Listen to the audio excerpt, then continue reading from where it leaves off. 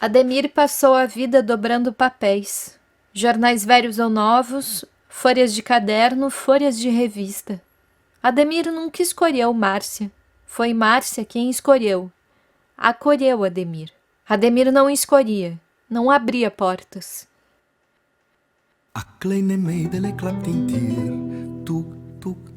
Sapatos, malas, copos, talheres, próteses, cabelos, roupas, óculos, anéis.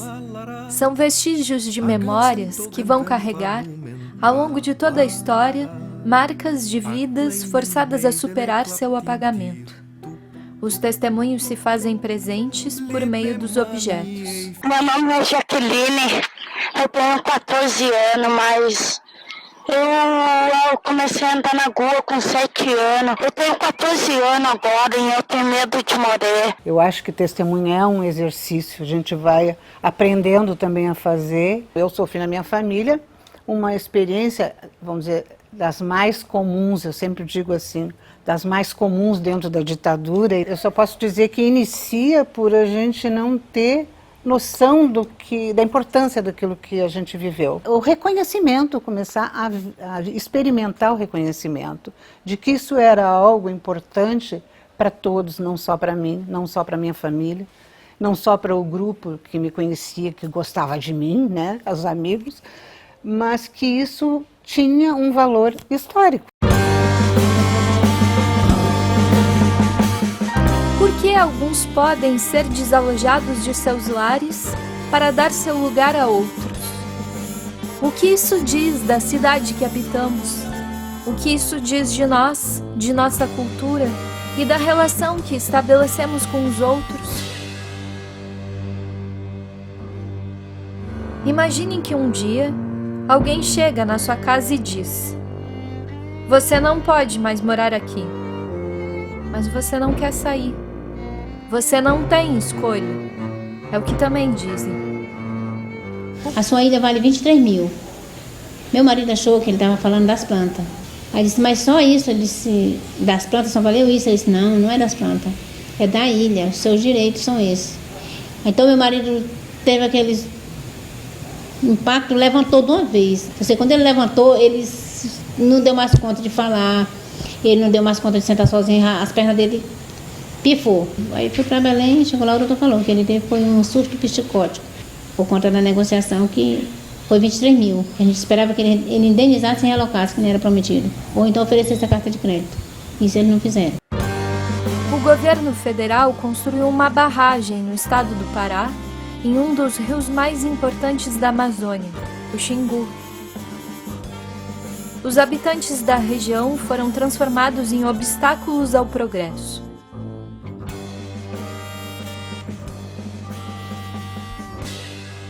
Suas casas e seus pertences passaram a ser chamados de resíduos.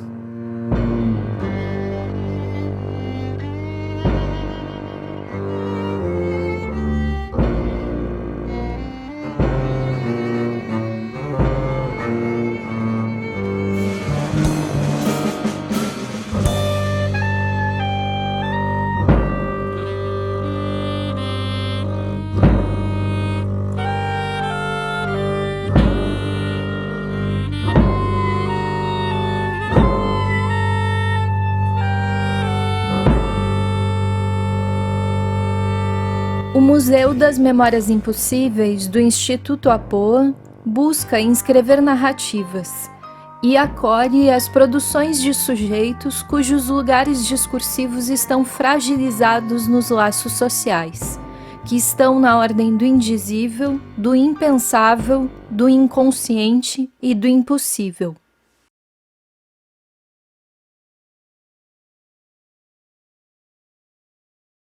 Boa noite, gente. Que bom ver tanta gente legal aqui na sala. Estamos em mais um evento do Museu das Memórias Impossíveis, do GT Trauma e Memória, Interlocuções, para descomemorar os 60 anos do golpe civil empresarial militar. E hoje a gente está aqui com a nossa super convidada, a Andréia Daltoé. Deixa eu pegar minha colinha aqui, Andréia.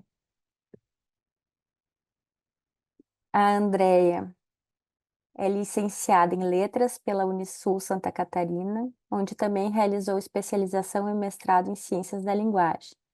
Doutora em Letras pela URGS, professora do Programa de Pós-Graduação em Ciências da Linguagem, Unisul. Bem-vinda, Andréia. Que bom. E vou dizer também que a Andréia é do coletivo Testemunha em Ação.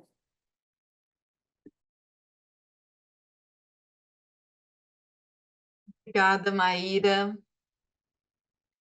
Eu já assisti a este vídeo de abertura, né, mais de uma vez, mas é sempre muito emocionante.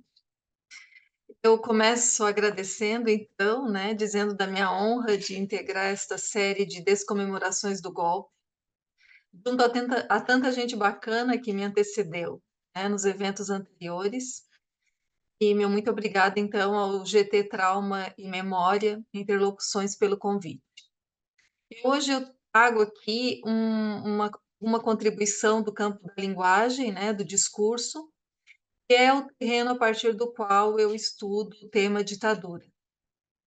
Eu vou dividir a minha fala em 3 momentos, né? O primeiro, eu falo um pouco como esse tema entra na minha vida, entra na minha pesquisa. Depois eu quero discutir a própria questão que intitula, né, esses encontros, a questão do descomemorar. Para isso eu vou mobilizar um pouquinho dos verbos, né, memorar, comemorar, rememorar e descomemorar. E por fim eu trago um recorte de análise, né, de um texto anterior. Esses 3 momentos da minha fala, né, perpassam esses 3 momentos da minha fala, as noções de memória, esquecimento e silêncio. São noções bastante caras, né, no campo teórico em que eu me inscrevo e também para a minha própria pesquisa, né. O grupo de pesquisa que eu coordeno se chama Relações de Poder, Memória e Esquecimento. Eu começo então falando, dividindo com vocês um pouco, né, de como eu entrei nesse tema, né, e divido então um pouco da minha angústia em relação a esse tema e eu vou explicar por quê, né. Quando eu comecei a pesquisar isso faz 10 anos, me pegava pensando o que eu teria, como que eu teria me engatado nessa temática da ditadura. Eu começo estudando ditadura, principalmente a partir dos trabalhos da Comissão da Verdade, né? E aí eu sempre me perguntei nesse início, né, como que eu teria me engatado nesse tema, tentando justificar o porquê. Eu nunca ouvi falar de ditadura em casa, nem na escola, o que é uma tragédia educacional. Mas eu nasci em 73, um pouco após o ato institucional número 5, um período bastante duro. E, portanto, eu respirei o ar daquele tempo. Mas mesmo que eu não tivesse sequer nascido no período, eu me perguntava depois, por que eu tenho que encontrar uma justificativa para pesquisar o tema e ajudar a lutar pela justiça destes tempos? Era como se eu estivesse me sentindo um pouco estrangeira numa questão que me parecia tão minha. Eu logo compreendi que este sentimento fala de um sintoma social, resultado dos modos de gestão de memória do Estado, das forças de poder. Produz um efeito de que esta luta é uma luta individualizada, daqueles que direto ou indiretamente sofreram alguma coisa. É assim que querem que pensamos, para perdermos a força no coletivo. Isso não só em relação ao tema ditadura, mas também escravização, a questão dos povos originários, a questão do preconceito racial, né? Bernardo Kucinski, e eu tive a honra de mediar uma mesa semana passada entre ele e a professora Freda Indurski. Kucinski, nesta roda de conversa, falou um pouco disso. Eu trago aqui para dividir com vocês. Ele falou do grande prejuízo que temos porque a ditadura no Brasil foi trabalhada como uma tragédia individualizada, pessoal, uma miríade de tragédias pessoais, disse Kucinski, e não coletiva, social. Daí, segundo ele, as culpas seriam individuais.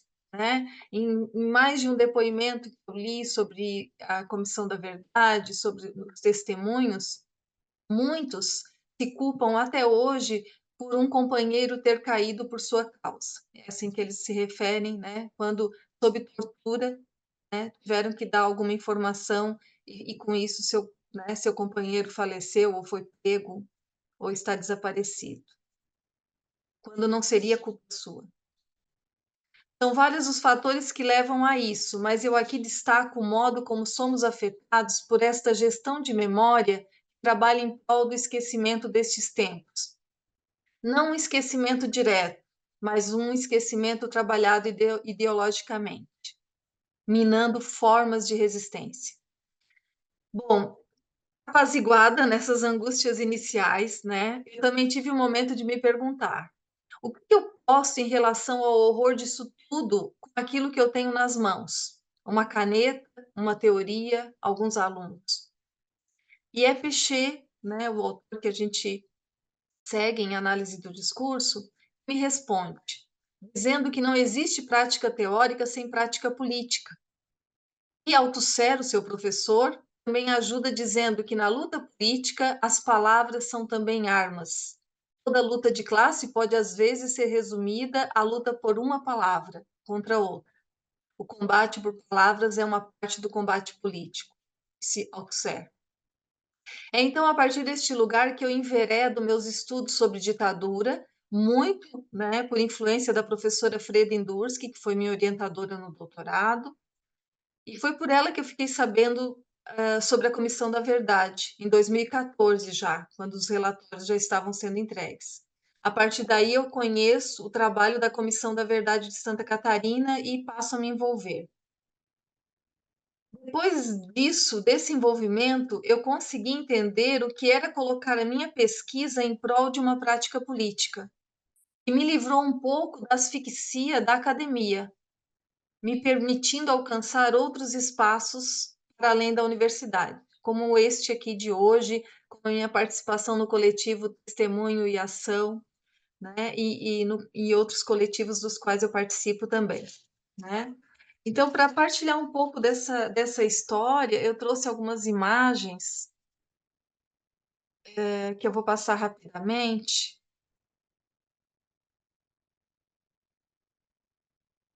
Ficou em tela cheia? Tá bem, André. Tá Foi. bem. Então, essa história começa em 2014 com uma palestra que organizamos na Unisul com a professora Derlei Catarina De Luca, né, que foi ex-presa política, torturada, né, presa e mais de uma vez, torturada, né, infelizmente nos deixou em 2017. Eu conheci Derlei pela rede social, convidei para essa palestra, ela veio, essa palestra foi decisiva porque a gente viu ali a carência de discussão sobre o tema na universidade, e foi a partir dali que a gente teve a ideia de fazer um evento, né? Aqui um pouco da palestra, Derlei com os alunos, né? Uma professora excelente, sempre muito, né, solícita, enfim, foi um convívio curto, mas muito importante. A partir da Derlei, eu conheci o coletivo Memória, Verdade e Justiça de Santa Catarina, me aproximei. Foi aí que eu conheci também a Marilena Deschamps, né, que depois me convida para o coletivo aqui. Com esse convívio todo, eu acabo sabendo de um projeto, né, da Comissão da Anistia do governo federal, e aí promovendo as mostras de cinema Marcas da Ditadura. Organizamos a primeira mostra na universidade, já pensando então em promover esse espaço de debate com os alunos. Conseguimos trazer o João Vicente, né, a foto dele aqui, o filho do Jango, na primeira mostra. E aí depois seguimos, né? Segunda semana Marcas da Memória, e o evento foi crescendo aos poucos, né? Aqui um pouco, né? A Marilena, não sei se ela está aqui, a Marilena, a Derlei, né? Os nossos alunos, e a gente foi enchendo salas e foi criando essa cultura de discussão aqui na universidade. Houve esse evento também em Criciúma, né? Organizado pelo Clínicas do Testemunho, nós estivemos lá, com Marlene Socas. Aqui um outro evento do qual eu participei com a Marilena, né, na UFSC, também organizado pela Derlei. Voltando para o Marcas da Memória 2017, uma edição, resultou num dossiê, né, com os textos publicados. Depois a gente teve o Marcas da Memória 2019, 2021, resultou também num livro. 2021 ele foi todo dedicado a pensar as marcas da memória, o que resta da ditadura na educação brasileira. 2023, né, o nosso último Marcas da Memória, o sexto Marcas da Memória, né, a Maíra participou, foi muito especial, né, foi o primeiro evento que a gente conseguiu fomento, também resultou na publicação de um livro. Tá? Aqui um pouco do evento. Teve esse momento também que eu estive na Alesc junto com a Derlei, né, numa homenagem às famílias de mortos e desaparecidos.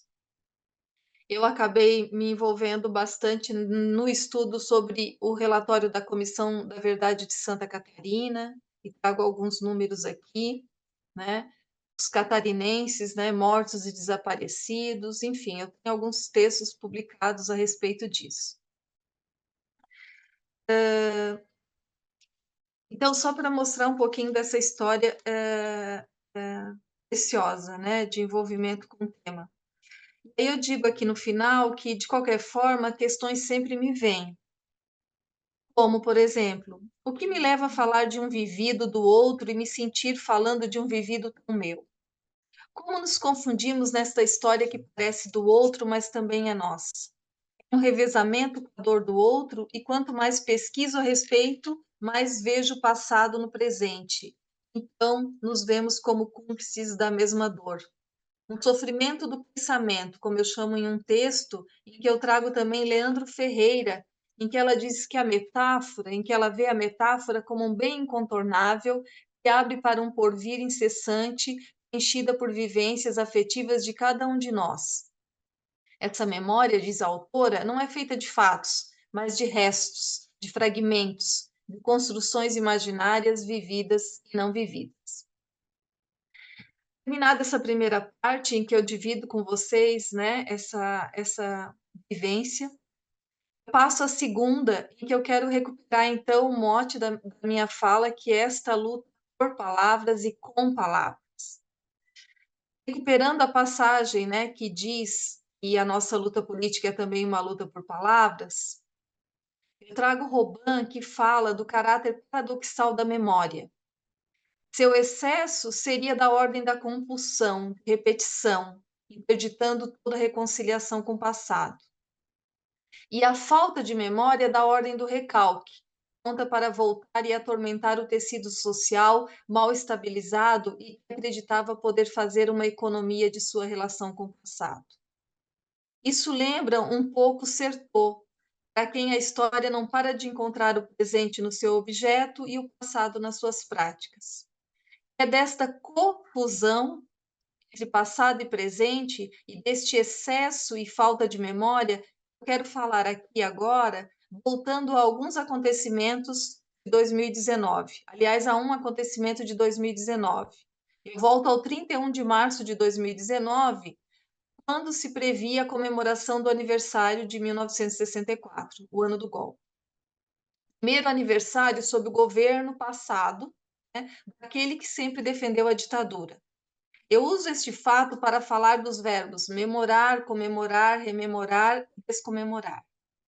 Dia 25 de março de 2019, o porta-voz do governo, vou evitar usar o nome do ex-presidente, o porta-voz do governo passado anuncia que o presidente determinou ao Ministério de Defesa que fossem feitas as comemorações devidas, por ocasião do aniversário de 64. Dia 29, a juíza Ivani Silva, de Brasília, proibiu o governo de comemorar os 55 anos do golpe, atendendo à alegação de afronta à memória e à verdade e de emprego irregular de gasto público. Dia anterior, dia 28, diante da repercussão negativa, o ex-presidente vai a público e diz: não foi comemorar, ele tinha pedido, foi rememorar, rever o que está errado, o que está certo e usar isso para o bem do Brasil no futuro. Dia 30 de março, a desembargadora Maria do Carmo suspende a decisão e autoriza as Forças Armadas a comemorarem o golpe de 64, entendendo que aí não haveria nenhum prejuízo de direitos humanos. Dia 31 de março é lançado o documentário no YouTube 1964, O Brasil entre Armas e Livros, dirigido pelo grupo Brasil Paralelo. Como vemos, em torno do comemorar, rememorar, uma luta por palavras, uma luta pelos sentidos que costuram em idas e vindas essa história. E ora ganhamos, ora perdemos.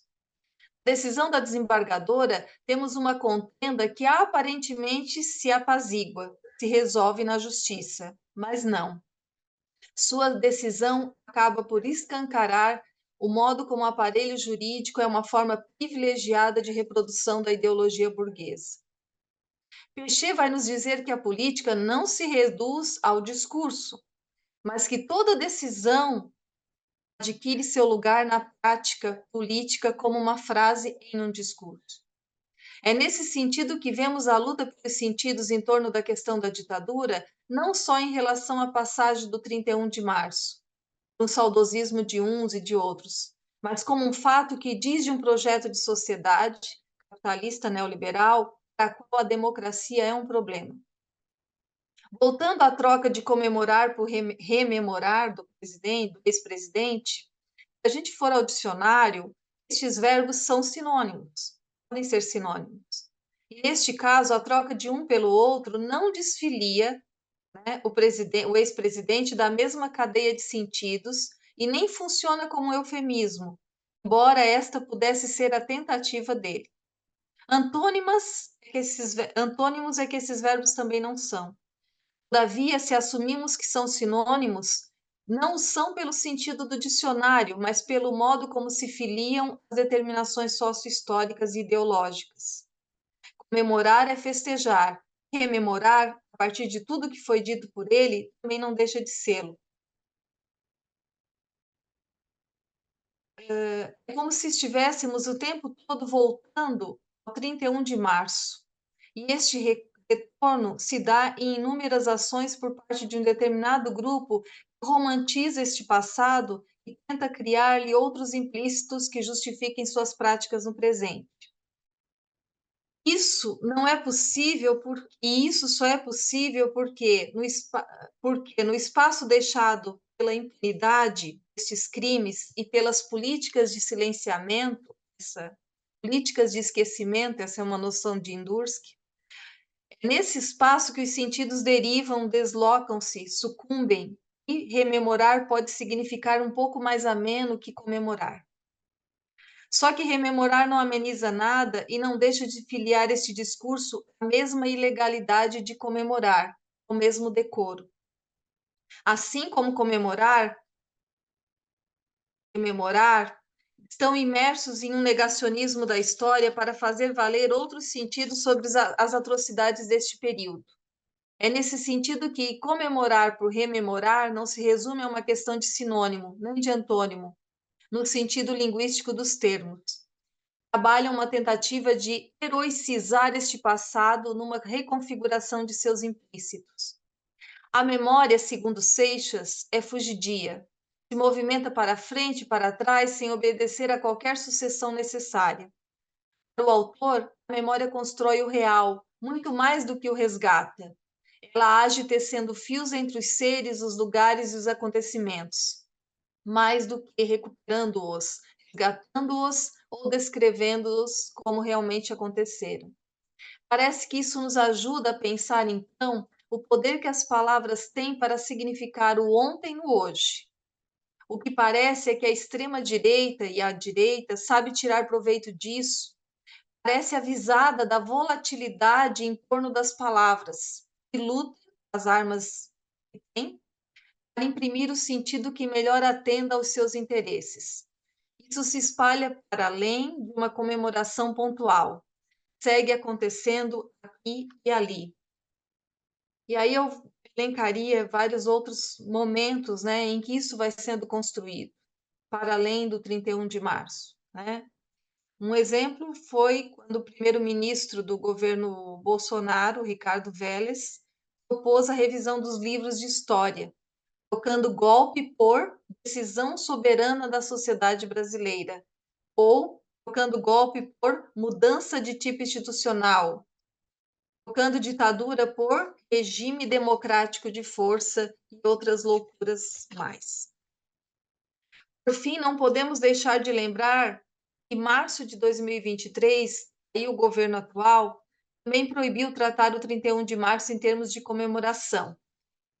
E a Carta Capital vai trazer o seguinte: após o governo Bolsonaro, o Brasil vive o 31 de março sem comemorar o golpe de 64. O que também é péssimo e nos decepcionou e muito. Era hora de trabalhar a data e lutar nós também pelos sentidos que a significam. Conforme texto anterior, temos aí um sempre resto que marca todo um conjunto de práticas e discurso que organiza a disputa em torno da narratividade sobre a ditadura no Brasil. Um resto que reverbera até hoje sob diferentes modos. O silêncio imposto às vítimas e à própria história, o não reconhecimento e punição dos crimes de morte, desaparecimento e ocultação de cadáveres cometidos no interior do aparelho de Estado e pelas práticas enraizadas e normalizadas no nosso cotidiano. Completo, do poder que continuam tendo os militares e todos os seus privilégios até hoje. Conforme Robin, nunca haverá uma memória justa que permita totalmente se reconciliar com o passado. Mas o que estamos colocando em causa é a direção do sentido desta gestão do passado, que nega os fatos já consolidados pela historiografia, por documentos, testemunhos, e os insere num processo patológico. Um trabalho que se aproveita do excesso de memória, do silêncio, dos apagamentos em torno dos fatos e vai na mesma direção das formas de poder dominante, algo da ordem de uma compulsão de repetição. No último 31 de março, esperávamos realmente não comemorar, mas esperávamos todo um trabalho de descomemorar. Não queremos apagar a comemoração, queremos combatê-la, mostrar sua incongruência. A semântica compreende o prefixo des como um prefixo polissêmico, porque tanto pode significar negação, que estaria mais para os adjetivos do tipo leal, desleal, quanto reversão estaria mais para os verbos fazer, desfazer. Mas falta a semântica pensar as condições sócio-históricas e ideológicas que atravessam a palavra. E para nós, o des de descomemorar vem para marcar uma reversão e também uma negação necessária. Não se apaga o comemorar do verbo descomemorar, porque não se apaga este lastro. Antes se combate. Por isso, o des em descomemorar tem seu papel e faz parte da luta política.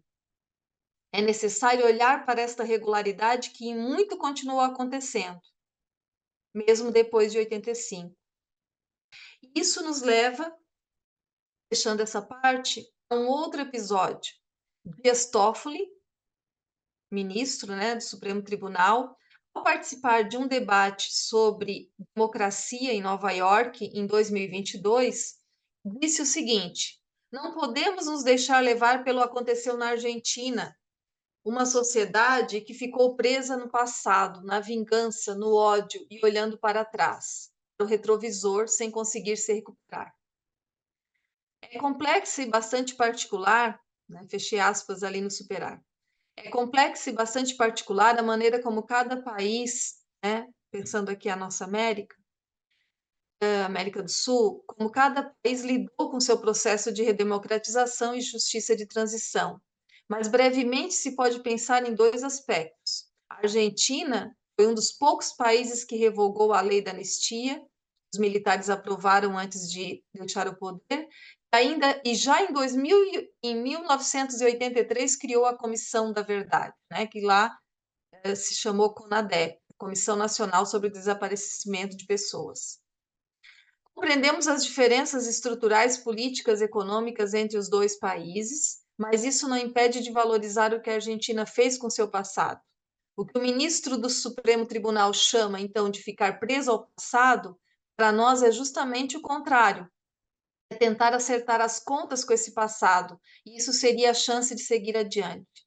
Ficar preso ao passado é justamente quando não há esse olhar, quando não há esse reconhecimento, uma dívida que não se enfrenta.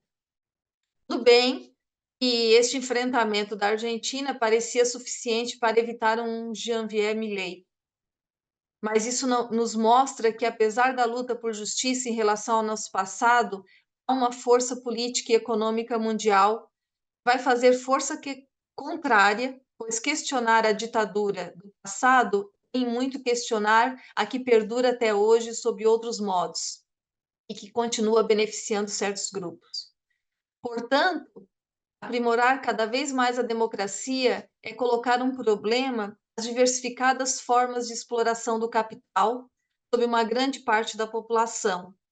Questionar uma estrutura social que mantém o privilégio de uns poucos em detrimento de outros tantos. Por isso, defender a democracia é necessário e permanente, e isso não se faz, aí eu respondo ao ministro Toffoli, sem olhar para trás. E, por fim, né, eu trago um gesto de análise para tentar mostrar a força das palavras, né, já que era esse o meu intuito, né, e também mostrar que as lutas, né, deste passado elas vão se dar em diferentes esferas e em várias materialidades. Eu trago, por fim, uma análise que eu fiz da lápide de um túmulo.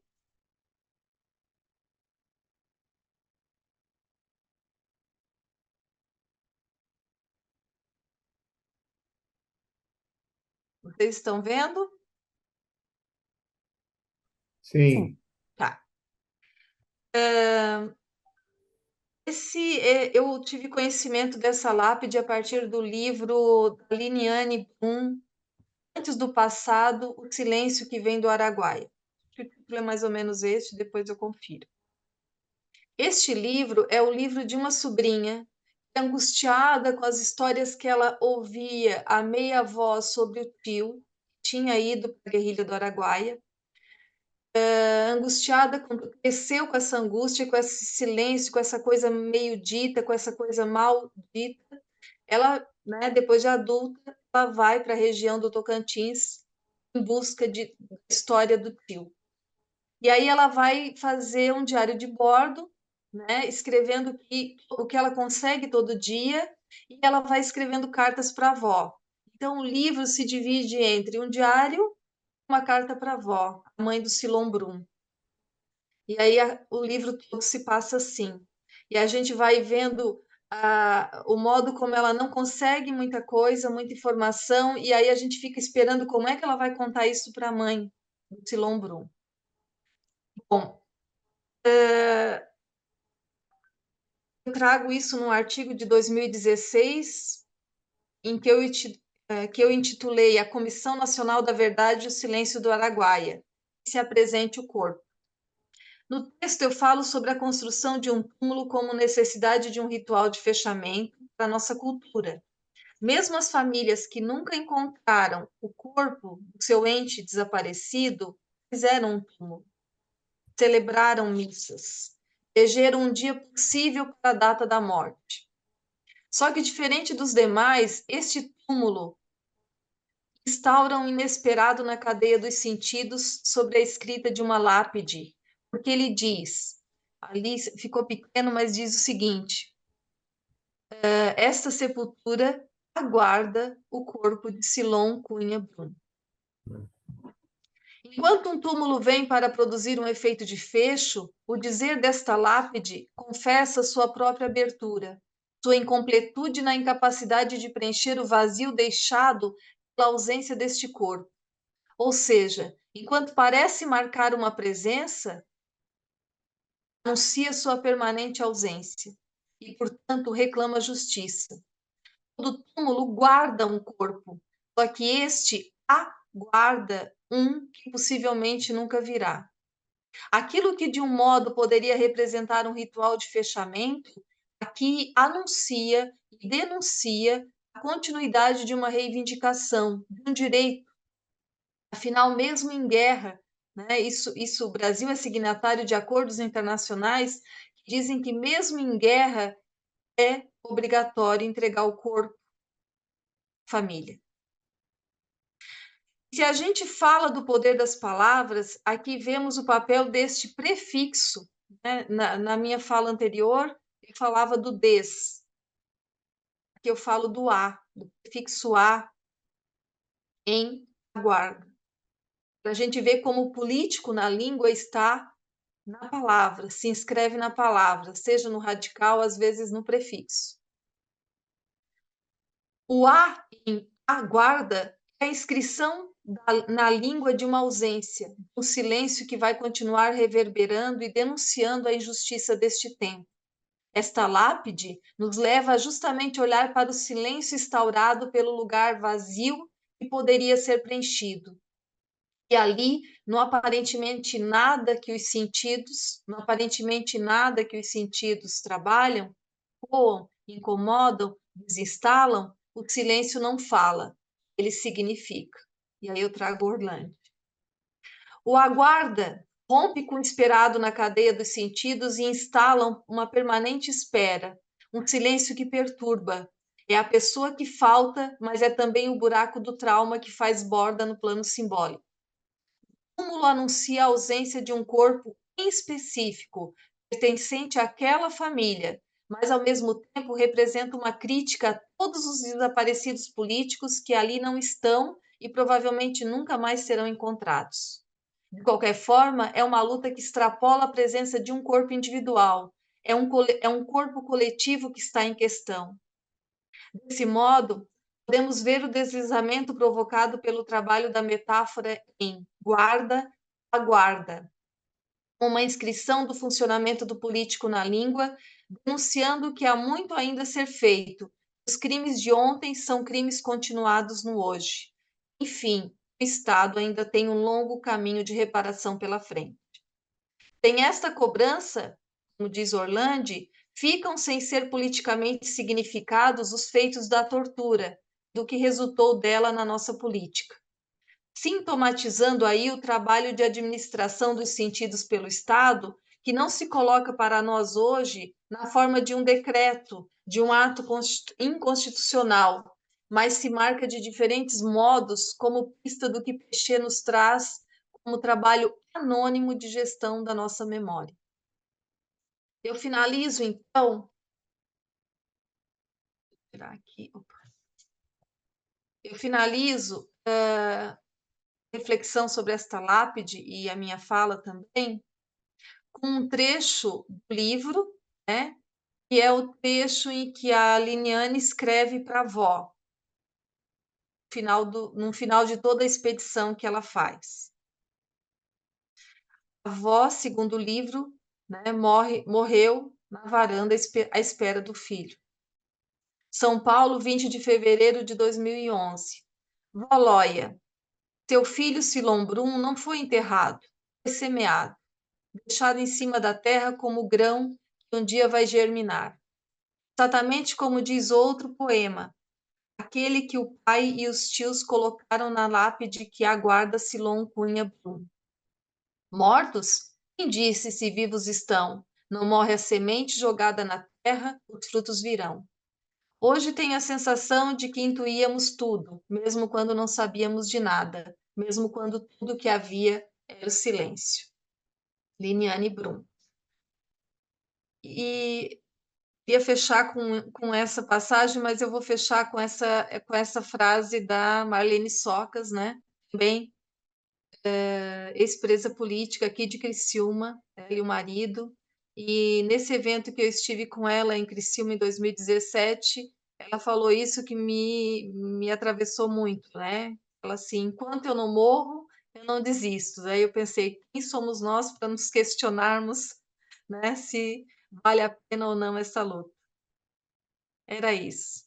Obrigada. Obrigada, Andréia. Lindo teu trabalho. Tá aberto, gente, pra gente conversar. Quem quiser, levanta a mão, põe aqui no chat.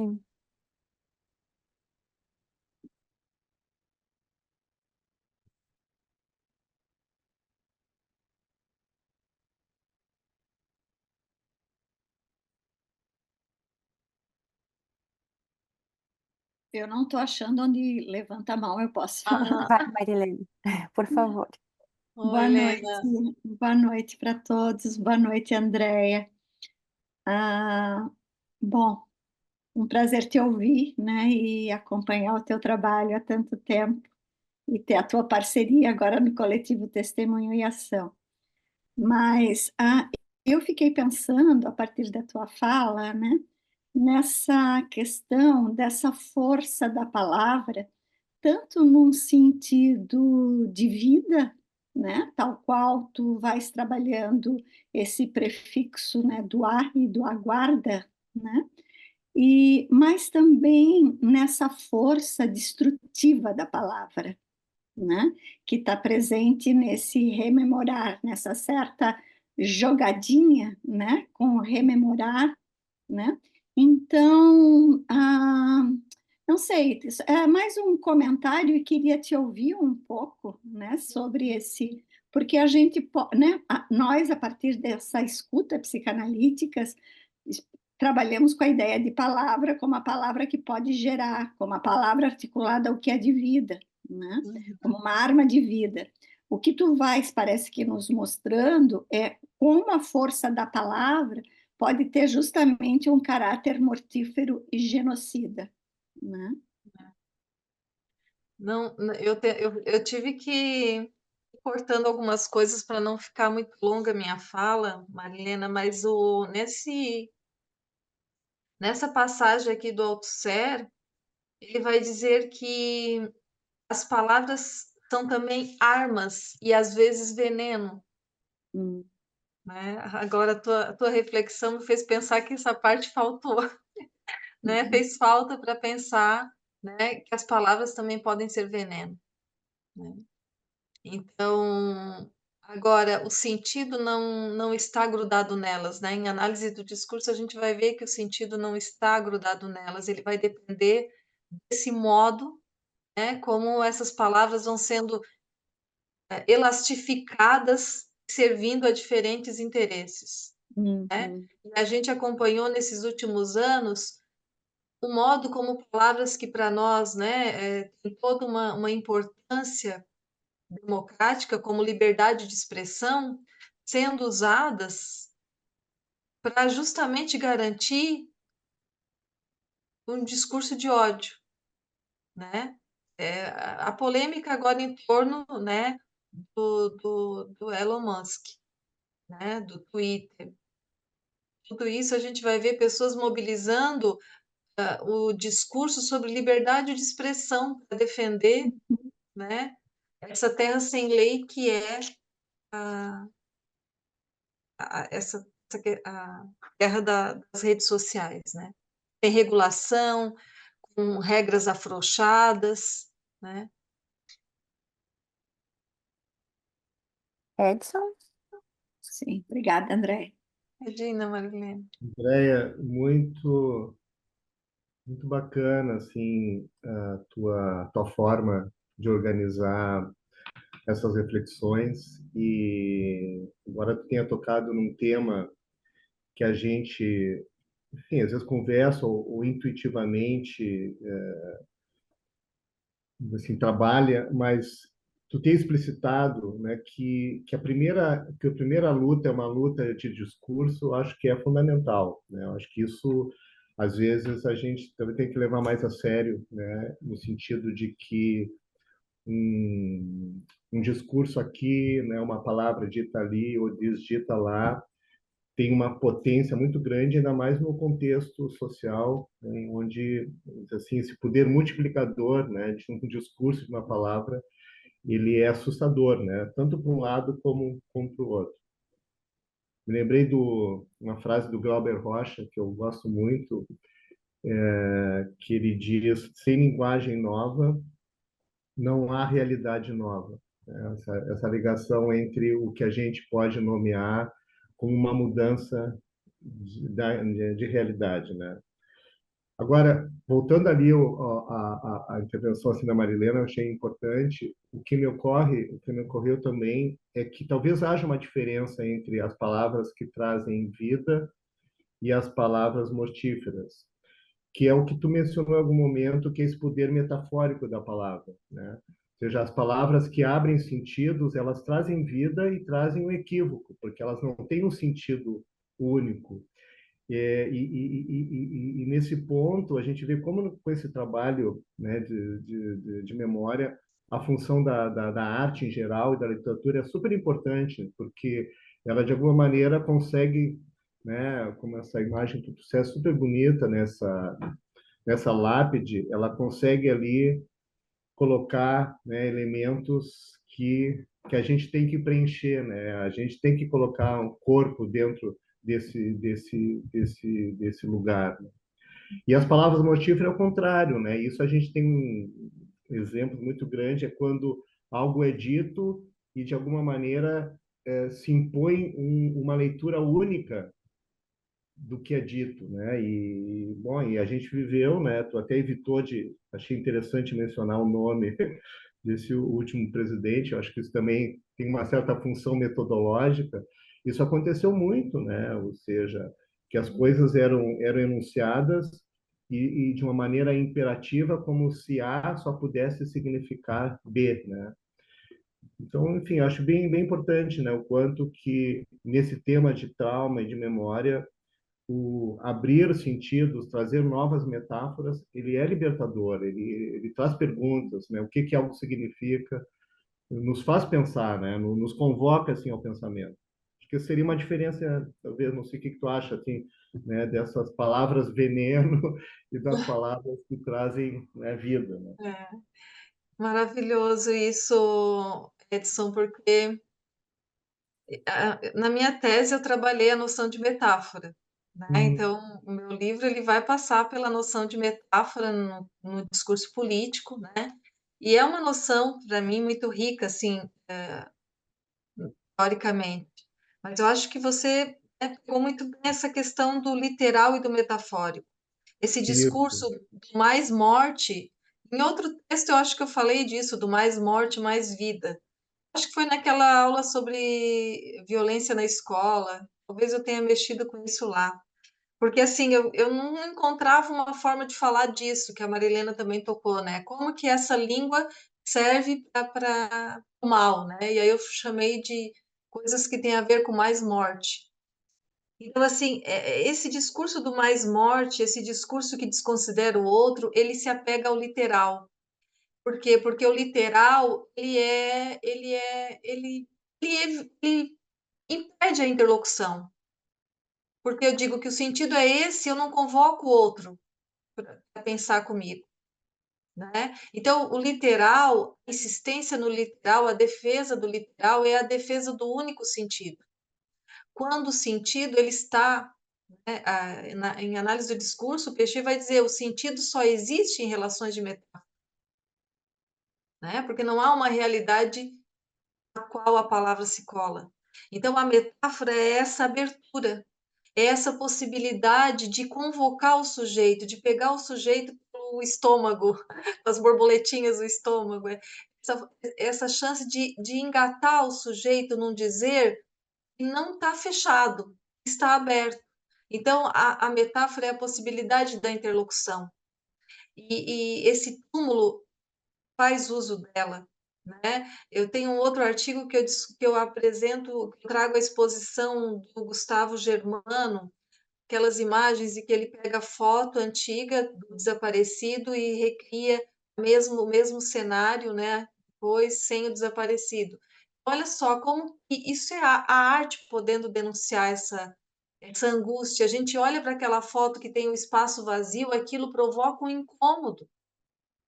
Talvez se aquele texto viesse na literalidade né, do sentido dentro de um texto jornalístico, não vai provocar esse efeito. Então, assim, eu vou apostar sempre na metáfora com uma chance também de a gente na escola, eu trago muito para pensar isso a escola, né? Como a chance de a gente engatar o aluno nos estudos da língua portuguesa, na leitura, no trabalho com a leitura, né? E eu penso que a arte sabe muito bem usar disso. E quem é inseguro não usa metáfora, quem é inseguro se apega, se gruda no dicionário, na literalidade das palavras, né? E falando em arte, a gente não tem como não mencionar, eu estou hoje, né, o tempo todo buscando notícias do filme Ainda Estou Aqui, né, do Walter Salles, louca para ver, imagino que vocês também. Aí, assim, olha só, né, a potência de um filme desses, né? A necessidade de contar essa história, né, do Rubens Paiva, enfim, eu já tinha lido sobre essa mulher, né, que só consegue enviuvar, né, não sei quantos anos, acho que 20 e poucos anos depois. Enfim, é a arte, é a metáfora, é a poesia, né? E o Peixe diz uma coisa, né? A poesia não é o domingo do pensamento, ou seja, a poesia não é o lugar, sabe, descomprometido com a realidade. Ela é um lugar comprometido com a realidade, um lugar muito especial.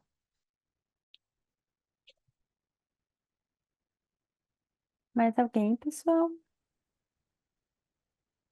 Enquanto o pessoal vai se animando, eu quero só fazer um comentáriozinho, Andréia, do início da tua fala, quando tu traz uma questão clínica super importante, que é essa necessidade de desindividualização do trauma, né? Que a gente viu bastante no Clínicas do Testemunho, que era as pessoas chegavam, às vezes, culpadas por terem entregado alguém sob tortura, né? Como se elas, ou sendo efetivamente culpabilizada por outros companheiros por terem falado sob tortura, Uhum.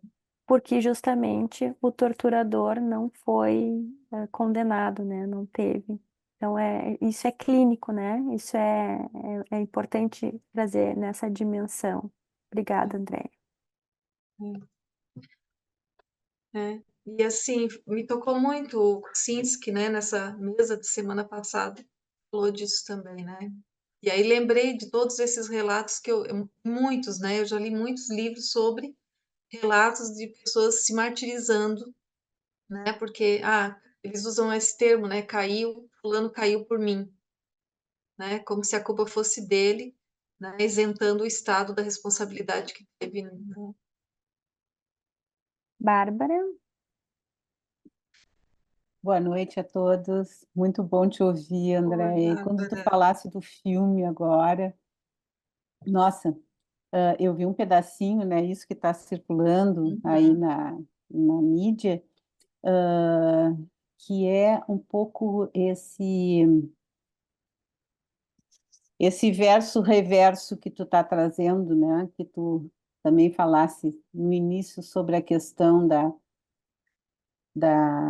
comemoração ou descomemoração, né?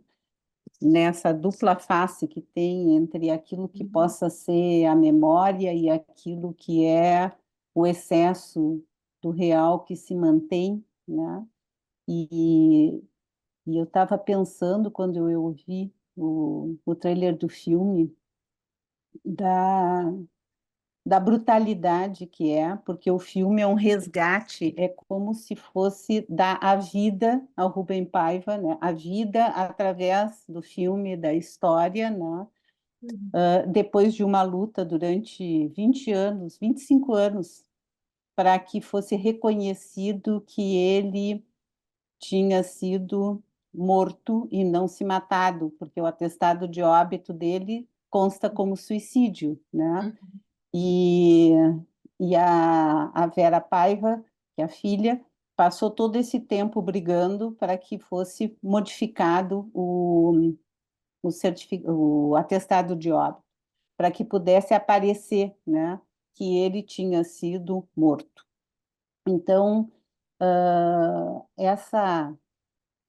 essa luta, né, que sempre teve, né, a luta para que se mantivesse a versão de que ele era, né, uma pessoa que tinha morrido por outra causa que não fosse o desaparecimento pela tortura, né, a morte dele, né, e a luta da família para mostrar que ele tinha sido morto, né. E uhum, isso nessa dupla face, então, de querer trazer a vida dele de volta através de uma legitimação da causa da morte, né? Então, todo o tempo nessa negativa, a gente pudesse, se a gente pode dizer assim, uhum. né? E que quando ela conseguiu isso, né, ela conseguiu a mudança, a mãe dela estava num hospital já com Alzheimer.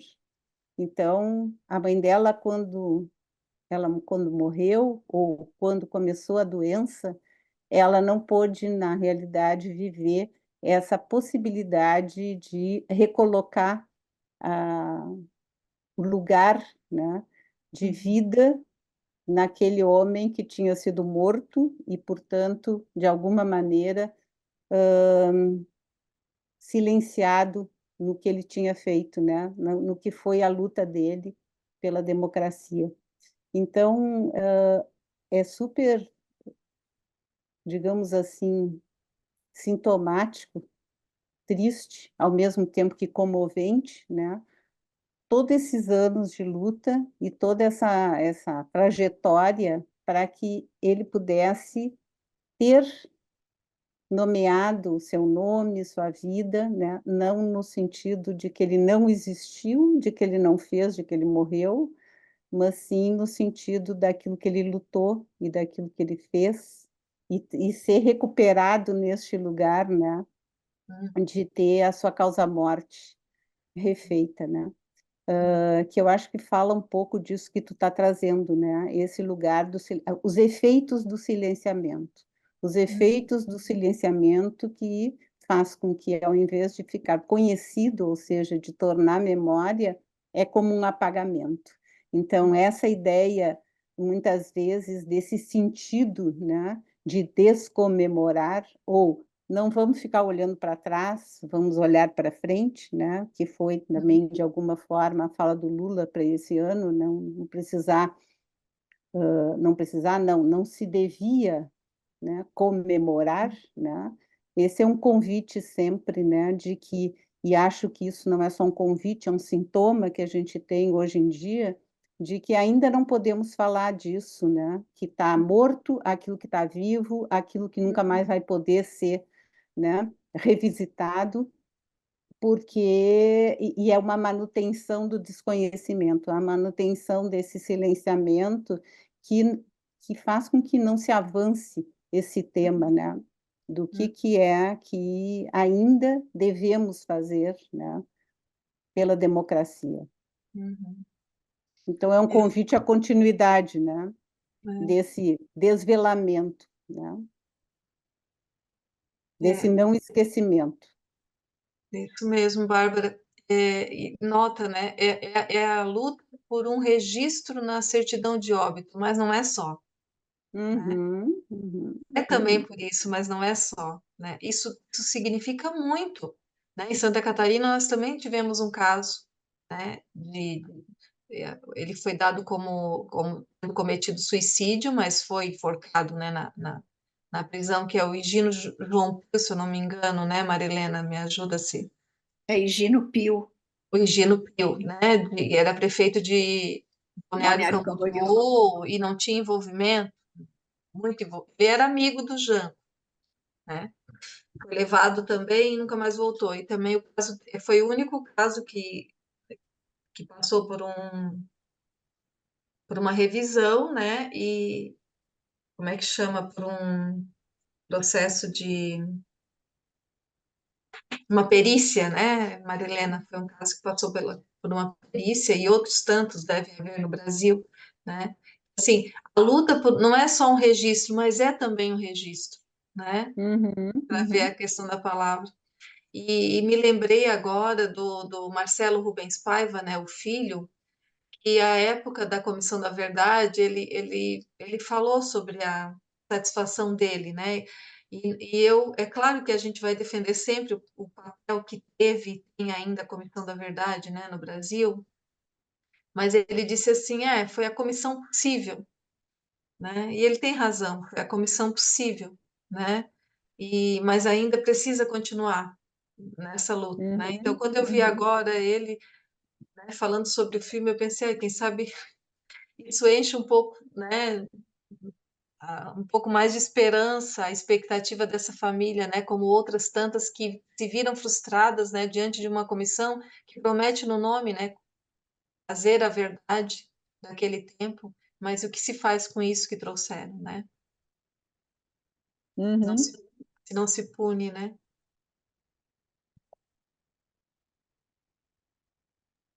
Edson? Não, é tão absurda, né, essa ideia, que a Bárbara lembrou agora, que até o fim o governo mais à esquerda, né, que tomou essa atitude que surpreendeu muitos de nós. Mas é tão absurda essa ideia de que não se deve olhar para trás e olhar para frente, assim, porque ela não tem consistência nenhuma, até na reação dessas pessoas quando querem rever os livros de história, por exemplo. Né? Quer dizer, Uhum. é uma questão justamente de um embate de poder, como tu falasse, do que deve significar determinado fato, né? Porque todos sabem, né, e consideram que a gente, enfim, que o passado nos constitui, né? Enfim, nós aqui muitos trabalhamos com psicanálise, isso é a essência do nosso trabalho. Mas, enfim, eu levantei a mão de novo aqui porque eu me lembrei de um trabalho de um artista que foi um cara que combateu muito durante a ditadura, que é o Paulo Bruschi, lá de Recife. Ele foi uma das pessoas que na época ativaram muito o que chamavam a arte postal, que eles, enfim, imagina, era uma época que não tinha internet, não tinha os recursos que tem hoje, então, quando alguém era preso, eles espalhavam, mandavam postais e para o mundo inteiro, e isso hoje são objetos de arte, que era uma maneira de denunciar, assim, né? Então, usavam um pouco essa estratégia da informação como uma forma de proteção. E ele tem um trabalho, eu só queria trazer essa imagem que eu acho super bonito, que é um trabalho que ele filma dentro de um carro com um retrovisor, né? Porque a palavra-chave aí é o retrovisor, né? Então, Uhum. ele filma uma paisagem num carro, na verdade, então, que seria o futuro, né? O que tu vê pela frente. Só o que tu vê pela frente está recortado pelo retrovisor, que é o que já passou. Entende? Achei uma grande sacada, assim, como imagem. Sim. Então, ele junta justamente o passado em movimento, porque a imagem está em movimento do retrovisor, Uhum. e que faz um recorte naquilo que está na frente. Eu acho Uhum. bonito, assim, como uma metáfora que é justamente mostrar que o que compõe o que a gente vê é essas imagens sobrepostas, né? Tu só pode olhar o que está por vir com esse retrovisor, não tem outra maneira. Aham. Enfim, eu me lembrei desse É trabalho dele que eu acho super, super bonito. bonito, assim, né? como, Uhum. como imagem, né? Metafórica também do que a gente está falando. Eu acho que esse discurso do não olhar para trás, né, ele é muito próprio do neoliberalismo, né? Esse capitalismo neoliberal que tem que olhar para frente, para o desenvolvimento, né? Aquilo que é tradição, é ultrapassado, aquilo que ficou para trás pode, né, segurar as chances de desenvolvimento. Acho que essa coisa do para frente é um empuxo próprio do neoliberalismo, né? E isso passa por cima de tudo, né? É um rolo compressor que passa por cima de tudo, ignorando. A gente não consegue olhar para frente sem, né? Sem esse olhar para trás, né? Porque a história não acontece nessa linha cronológica de evolução, né? Pelo menos, né? A gente pesquisa isso em discurso, né? Não existe essa história cronológica, né? É um vai e vem.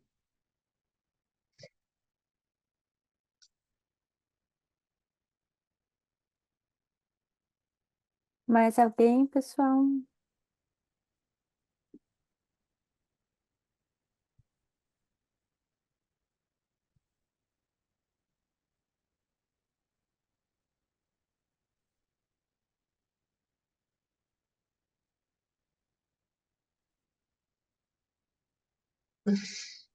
Esse silêncio vai falando.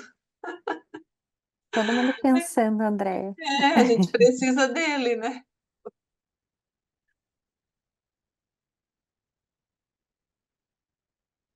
Bom, mas foi muito bom te ouvir também, recuperando a fala do Edson, a maneira como tu trouxe as questões foi muito legal nessas três partes. Muito, muito bonito, Andréia, muito bom te ouvir. Obrigada. Eu vou aproveitar esse silêncio, então, para fazer dois convites, gente. A gente o museu vai participar da Primavera de Museus, com o tema da deficiência, inclusão, acessibilidade esse ano. Então, sigam, vão lá nas nossas redes para ver, vai ser bem legal o encontro. E o nosso GT do mês que vem vai ser um pouco diferente, vai ser o único presencial, que não vai ser na segunda-feira.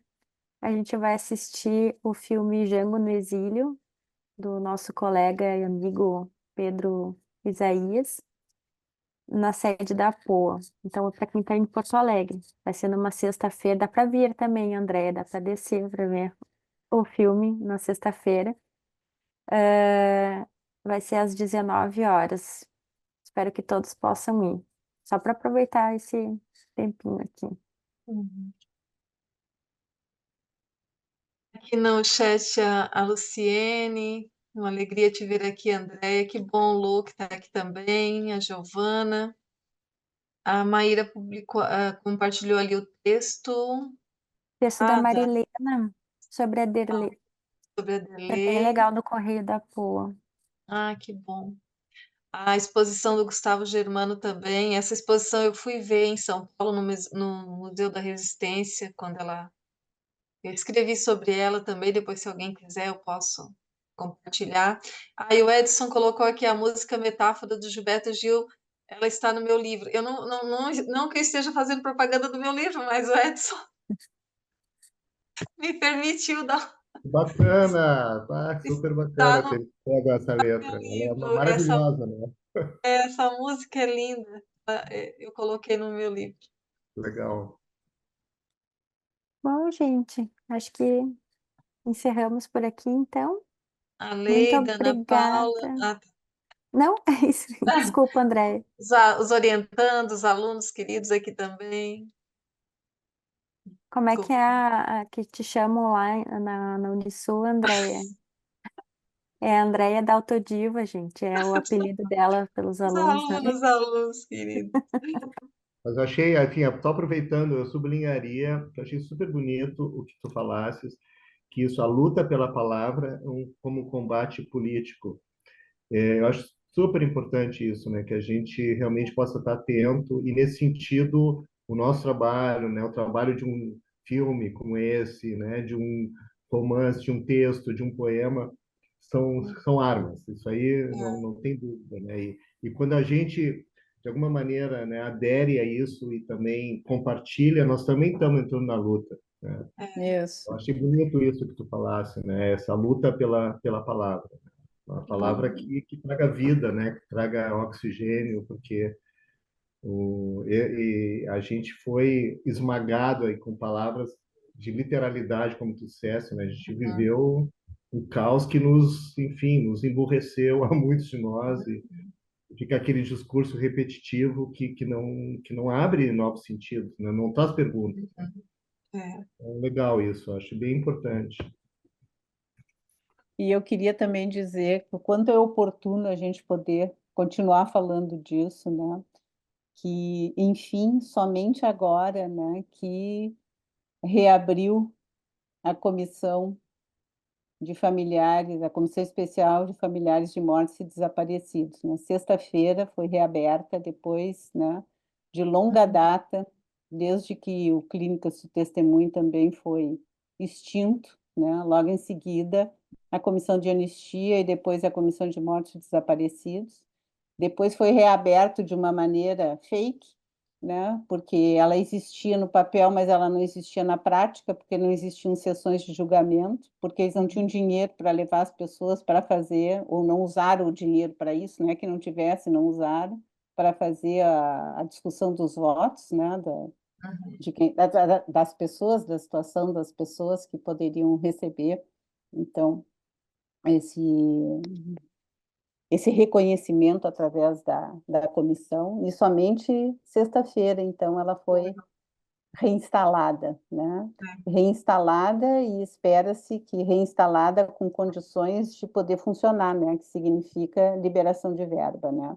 Porque só ser reinstalada na formalidade do ato não é o suficiente, né? Ela precisa ter dinheiro para que as pessoas possam se... Até o pouco que houve, desde que ela foi primeiro reaberta, né? Há um tempo atrás, foi do bolso dos comissionados, não foi o governo não botou dinheiro em cima. Então agora é a promessa de que então exista essa possibilidade de que de novo passe a ter o seu funcionamento e a sua função, né, que é a de poder continuar essa busca, né, pela enfim, de que as pessoas possam ser reconhecidas como familiares de desaparecidos, ou seja, o reconhecimento do Estado pelo ato do desaparecimento, né? Eu acho que é muito importante, acho que é restaurar a palavra, né, como tu disseste, assim, né? É isso de que punha o corpo dentro do túmulo, né? A Maria Eugênia Gonzaga, né, falando sobre a volta dessa comissão, ela disse, né, também tem que reaver esses grupos, né, que já existiram e cujos trabalhos foram cancelados, mas também tem que avançar, né? Então, Claro. e eles tenham outras condições de trabalho agora, né? E a gente avance. Uhum.